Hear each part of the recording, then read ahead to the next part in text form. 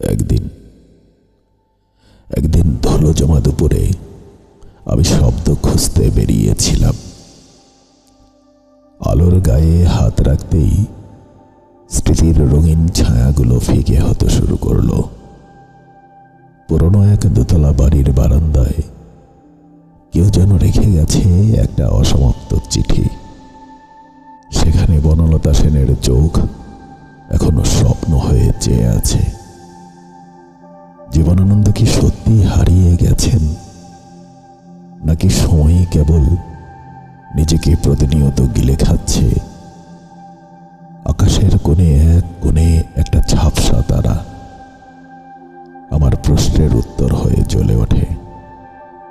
এই শহর, এই পৃথিবী, সবকিছুই বদলে যায় একটা নিঃশ্বাসের ব্যবধানে। বিশ্বাসের কার্নিশে বসে থাকা সেই একলা কবুতর জানে যে শব্দ একদিন শব্দহীনতায় মিশবে।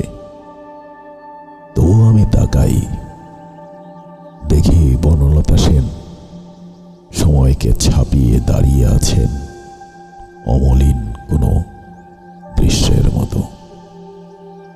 আমি শুধু নীরবে দেখি, একটু চাঁদের আলো গিলে মনে করার চেষ্টা করি কাকে যেন ভুলে গেছি। ইচ্ছে করে এই হৃদয়টাকে ঝুলিয়ে দিই কোনো পুরনো নিম গাছের ডালে,